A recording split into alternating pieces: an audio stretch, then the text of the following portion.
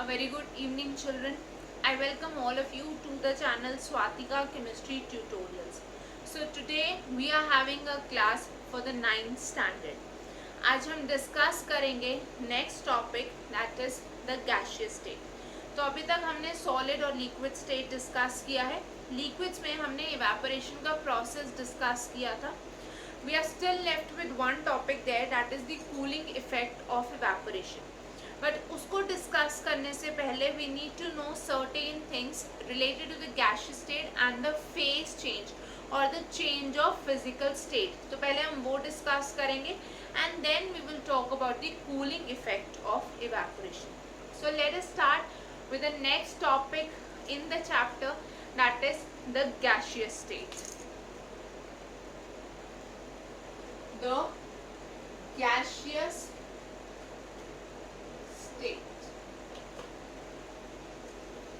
चलो, अगर आप सबको याद हो तो हम लोगों ने लास्ट क्लास में डिस्कस करा था the difference between vapour and gas. तो आप लोगों को कभी भी कंफ्यूज नहीं होना है. वेपर और गैस दो अलग अलग चीजें हैं. ओके, वेपर हम बोलेंगे when the substance is in the liquid state at the room temperature, but आपने उसको हीट किया तो इट चेंजेस इनटू वेपर. और गैस हम उस सब्सटेंस के लिए यूज करेंगे which is already in the gaseous state at the room temperature. ठीक है. सो जब हम गैसियस स्टेट या गैसेस की बात कर रहे हैं तो यहाँ पे क्या होता है, the particles are present like this, far away from each other. ठीक है. इनके बीच में जो इंटरमॉलिक्यूलर फोर्सेस होंगी they are going to be very very weak and the interparticle spaces are going to be extremely large. जैसे आप देख सकते हैं यहाँ पे पार्टिकल्स के बीच में बहुत सारी स्पेसेस हैं, तो इस वजह से इनकी फोर्सेस बहुत वीक होंगी. So let us see the characteristics of gases.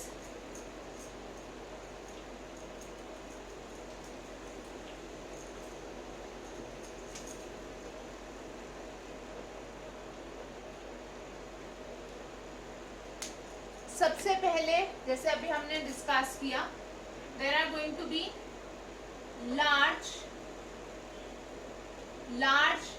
Inter particle spaces. ठीक है. इन पार्टिकल्स के बीच में जो स्पेसेस हैं, interparticle spaces, they are extremely large. और इसकी वजह से we can say there are week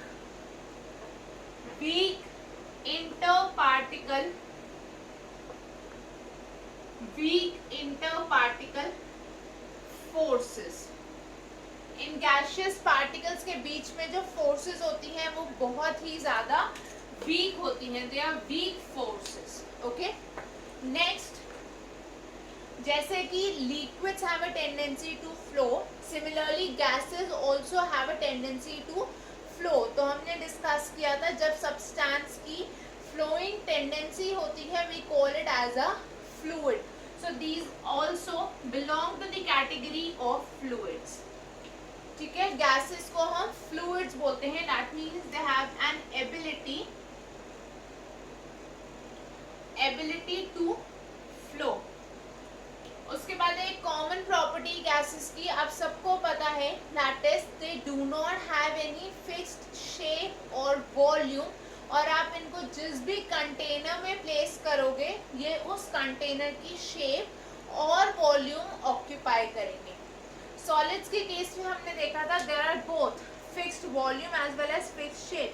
In the case of liquids, the shape is not fixed, but the volume remains fixed. मतलब अगर 1 liter water है, 1 liter water is there, so it will always remain 1 liter irrespective of the container in which you are taking.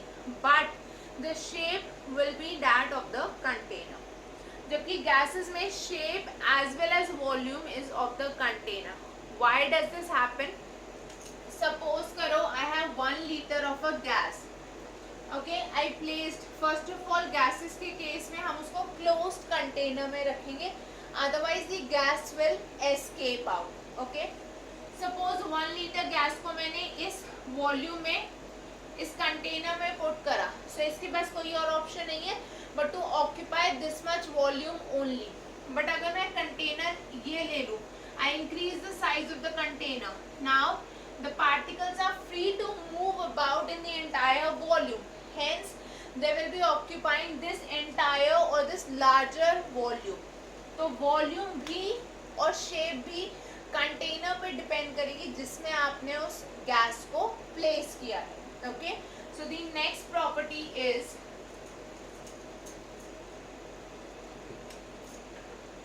No definite volume. No definite volume, no definite shape. ठीक है, shape और volume दोनों ही fixed नहीं है. That is why these take the shape and volume, shape and volume of the container. जिस भी container में आपने इस गैस को प्लेस किया, ये उसी कंटेनर की shape as well as volume को ऑक्यूपाई करेगा. राइट. नेक्स्ट चिल्ड्रन, गैसेस, क्योंकि particles are highly spaced apart, there are lots of spaces as we have already seen. The particles have large interparticle spaces and weak interparticle forces. This means gases are going to have very low densities. So in this case there will be low density, so the density is going to be very less. Okay, then आप लोगों को पता है there are oxygen cylinders which are used for trekking. Trekking पे जब लोग जाते हैं, माउंटेनियर्स जो होते हैं, जब वो माउंटेन्स पे ट्रैक के लिए जाते हैं, so they carry oxygen cylinders which help them breathe at higher altitudes, right? जब बहुत ज़्यादा हाइट पे हम पहुंच जाते हैं तो there is less supply of oxygen, इसलिए वहाँ पे वो ऑक्सीजन सिलेंडर्स यूज करते हैं so that they can breathe easily. Now children, how is it possible to put this oxygen into cylinders? That is because of the property that these gases are highly compressible. ठीक है, they are highly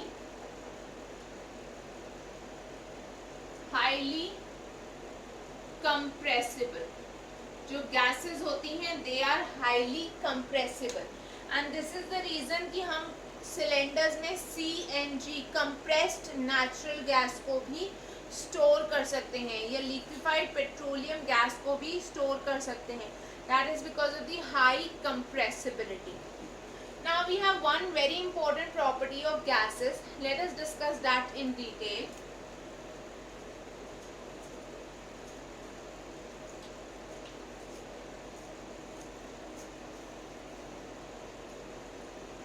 हम लोगों ने discuss किया था that solids have negligible diffusion.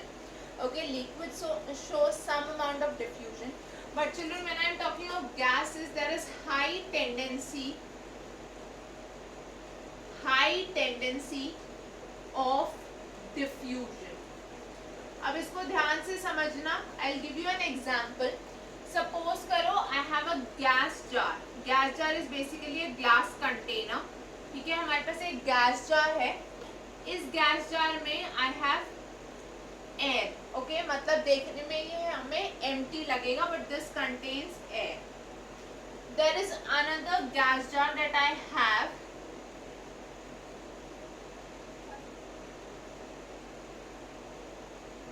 ठीक है, ये जो सेकंड गैस जार है इसमें हमने लिए ब्रोमीन के वेपर्स, Br2 वेपर्स. ब्रोमीन वैसे तो लिक्विड होता है रूम टेम्परेचर पे, ठीक है, but it can easily change into vapours. So यहाँ से हमें ब्रोमीन के वेपर्स मिल गए. Now what we do, these bromine vapours they are going to be reddish brown in colour. These are reddish brown in color. Now what we do is we invert one of these, or let's say we invert this air containing gas jar over the bromine containing gas jar.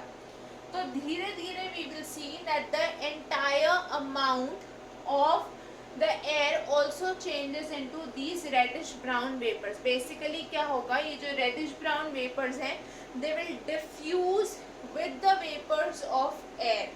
क्योंकि gaseous particles हैं, large amount of spaces present है between the particles, तो वो easily diffusion show करेंगे और कुछ time बाद सारे vapors हमें reddish brown visible होंगे. So this is because of the high amount of diffusion that can be observed in gases. Now children, what happens to this diffusion when the temperature is increased? जब हम temperature increase करते हैं तो diffusion tendency भी increase हो जाती है. Okay, this is because the particles will gain higher energy. मतलब उनकी काइनेटिक एनर्जी बढ़ जाएगी when the temperature increases. So kinetic energy बढ़ने से क्या होगा, पार्टिकल्स का मोशन बढ़ जाएगा and hence they will diffuse at a faster rate. Okay, so what do we have? We can write down the tendency of diffusion. The tendency of diffusion, the tendency of diffusion increases with an increase, increases with an increase of temperature, with an increase of temperature. Temperature बढ़ने से diffusion tendency increase हो गई, right? This is due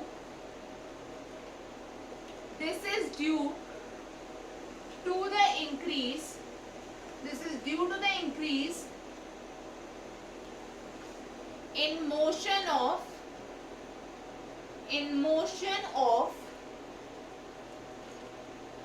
particles, in motion of particles when their kinetic energy, when their kinetic energy increases. Motion बढ़ने, sorry, temperature बढ़ने से kinetic energy बढ़ी जिससे कि मोशन बढ़ा. That means there will be higher tendency of these particles intermixing with each other leading to diffusion. Children, this is the reason कि जब आप हॉट फूड को स्मेल करते हो तो उसकी स्मेल आपको इवन नेक्स्ट रूम तक आती है या बहुत ज़्यादा डिस्टेंस पे भी आती है. या जब खाना बन रहा होता है तो किचन से आपको अपने रूम तक भी उसकी फ्रेग्रेंस आ जाती है. But if you are talking about cold food, then the particles will diffuse at a lower rate, जिसकी वजह से आपको उसके बहुत क्लोज जाकर ही उस फूड की फ्रेग्रेंस पता चलेगी, right? So the hot food particles, they will travel faster or they will diffuse faster with the air, leading to more diffusion and leading to you getting the fragrance even at a distance. Fine. Even when we are burning incense stick, अगरबत्ती जब जलाते हैं तब भी उसकी खुशबू दूर तक आती है because of the higher temperature. I hope children this is clear to everyone. So this was about the gaseous state. Now we move on to the next topic, that is conversion or interconversion of states of matter.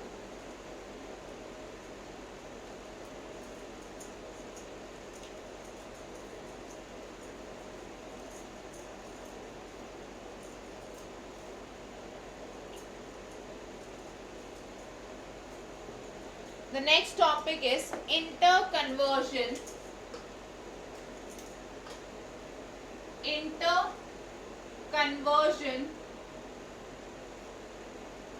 of states of matter. Children, इस process को या इस topic को समझने के लिए we are going to take up a very simple example. I hope everyone knows that water has the formula H2O. ये आप लोगों ने जूनियर क्लासेस में भी पढ़ा है कि वाटर को हम लिखते हैं as H2O. Now you all know that if I have ice, ठीक है, इस ice को अगर मैंने heat करा तो it will give me water. right? On further heating of this water, I get water vapors. I get water vapors. ठीक है. अब if I reverse the process, that means if I start cooling these water vapors, अगर मैंने water vapors को cool करा, so I will get back water again, and then when I cool this water again or I freeze it, तो मुझे क्या मिलेगा? Ice, right? जब water को हीट करोगे तो वेपर्स मिल जाएंगे, और जब वाटर को कूल करोगे तो you will be getting ice. I hope this much is clear everyone. Now these processes where one physical state of the substance gets converted into the other physical state, that is known as conversion or interconversion. Interconversion का मतलब है that the process can take place both ways. ठीक है. जब हम बोल रहे हैं इंटर कन्वर्जन, इसका मतलब ये है कि अगर प्रोसेस फॉरवर्ड डायरेक्शन में जा रहा है, it can also go back in the backward direction. That is the meaning of inter conversion. Okay. Now children, here the parameter और the factor that is causing this change, that is temperature. ठीक है. जब हमने heat करा, मतलब we are increasing the temperature. Heating का मतलब है increase in temperature, right? And when we are cooling it, that means we are causing a decrease in temperature. जब हम उसको हीट कर रहे हैं, so we are causing an increase in the temperature of the substance, and on cooling हम उसका temperature decrease कर रहे हैं. इसका मतलब है जो फैक्टर यहाँ पे स्टेट चेंज कॉज कर रहा है, that is the temperature, right? So temperature is one of the two major factors that are responsible for converting one state of matter into another. Always remember, इस conversion में ये जो formula है वो same रहेगा, मतलब उस सब्सटेंस का जो केमिकल कॉम्पोजिशन है that is going to remain the same.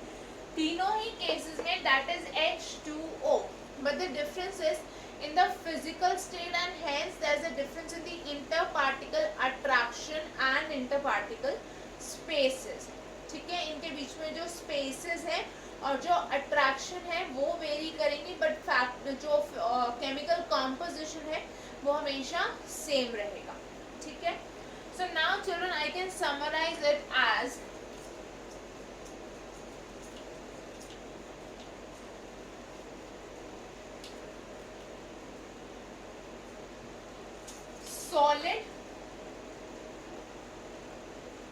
Solid से हम जा सकते हैं लिक्विड पे,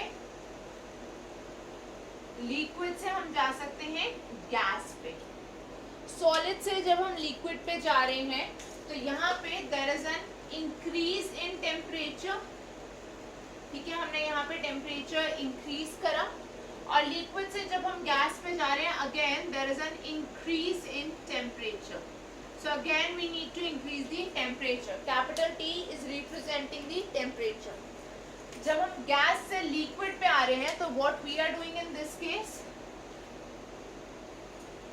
गैस से लिक्विड पे आने पे हमने उसको कूल किया, that means we are causing a decrease in the temperature. हमने टेम्परेचर को डिक्रीज किया. और फर्दर जब हम लिक्विड से सॉलिड पे आए, अगेन हमने यहाँ पे टेम्परेचर को डिक्रीज किया. So there is a decrease in the temperature. ठीक है. अब चिल्ड्रन ध्यान से सुनना what I am saying. What happens is when I am talking about the solid state, the particles in the solid state are packed like this. ठीक है. Solid state में particles इस तरह से प्रेजेंट हैं, they are tightly packed and इनके बीच में there are negligible interparticle spaces. ठीक है. इनके बीच में स्पेसेस जो है वो नेग्लिजिबल है और forces of attraction are extremely strong. अब क्या है, पार्टिकल्स की काइनेटिक एनर्जी भी नेग्लिजिबल है, जिसकी वजह से they can not move about here and there, but they will just vibrate about their mean positions. हम लोगों ने पढ़ा था यहाँ पे सॉलिड पार्टिकल्स सिर्फ अपनी मीन पोजीशन पे वाइब्रेट करेंगे, बट इधर उधर कहीं पर भी दे कैन नॉट ट्रैवल, क्योंकि इनकी जो काइनेटिक एनर्जी है वो बिल्कुल नेग्लिजिबल है, राइट। सो सॉलिड में हमारे पास इस तरह का स्ट्रक्चर है। अब जब हमने इसको हीट करा, what is going to happen, particles ने काइनेटिक एनर्जी गेन करी, राइट। इन सॉलिड पार्टिकल्स ने हीट से, टेम्परेचर से काइनेटिक एनर्जी गेन करी, जिसकी वजह से ये अब थोड़ा सा मूव करेंगे रैंडमली, ठीक है। ये पार्टिकल्स रैंडमली मूव करेंगे। जब ये पार्टिकल्स रैंडमली मूव करेंगे, इनके बीच में स्पेसेस बढ़ जाएंगे and the forces are going to become weaker, right. ये पार्टिकल्स रैंडमली मूव करेंगे तो इनके बीच में फोर्सेस इंक्रीज हो जाएंगी और फोर्सेस डिक्रीज हो जाएंगी और स्पेसेस इंक्रीज हो जाएंगी, राइट। तो ये हमें मिला लिक्विड स्टेट। इसके बाद इस लिक्विड को जब हमने फर्दर हीट किया तो there is more increase in the kinetic energy of the particles, ठीक है। जब हमने इन लिक्विड पार्टिकल्स को और ज़्यादा हीट किया तो इनकी काइनेटिक एनर्जी फर्दर बढ़ गई, इनका मोशन रैंडमनेस और ज़्यादा बढ़ गई and now the particles are far apart from each other. ये इस तरह से रैंडमली डिस्ट्रीब्यूट हो जाएंगे।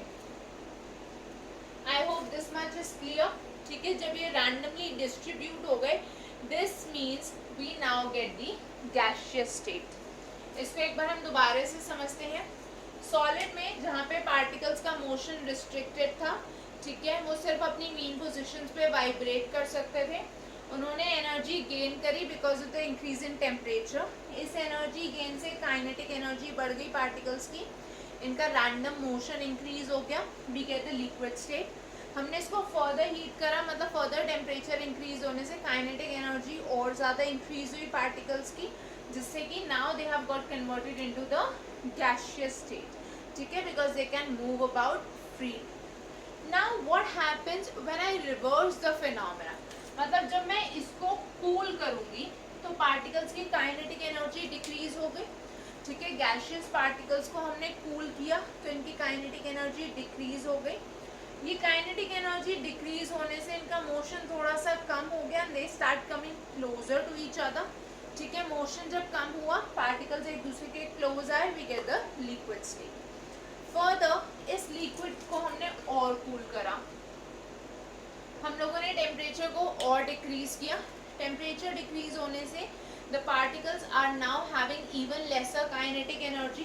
तो ये जो लेसर काइनेटिक एनर्जी थी पार्टिकल्स की, इससे क्या होगा, पार्टिकल्स का मोशन और ज़्यादा रिस्ट्रिक्ट हो गया and they change into the solid state, ठीक है। पार्टिकल्स का मोशन जैसे जैसे रिस्ट्रिक्ट होता जाएगा, उनकी काइनेटिक एनर्जी डिक्रीज होती जाएगी और वो गैस से लिक्विड, लिक्विड से सॉलिड स्टेट में कन्वर्ट हो जाएंगे।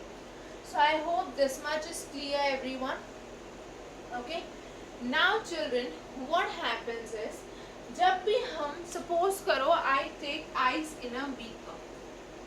इस beaker में मैंने कुछ ice cubes ले लिए, ठीक है। These are cubes of ice. So now when I start heating these, या जैसे मैं इनको freezer से बाहर निकालूंगी, they will start to melt, ठीक है। by gaining energy from the surroundings, ये क्या करेंगे, ये मेल्ट होना स्टार्ट हो जाएंगे। अब इस प्रोसेस में if you check the temperature when these are undergoing melting, अगर आप इनका टेम्परेचर चेक करो, so that will be constant. Similarly जब वाटर बॉयल होके वेपर में चेंज होगा तब भी उसका टेम्परेचर कांस्टेंट होगा, दैट इज 100 डिग्री सेल्सियस, ठीक है। We shall discuss the reason for this, but before that we need to talk about the melting point and boiling point, ठीक है।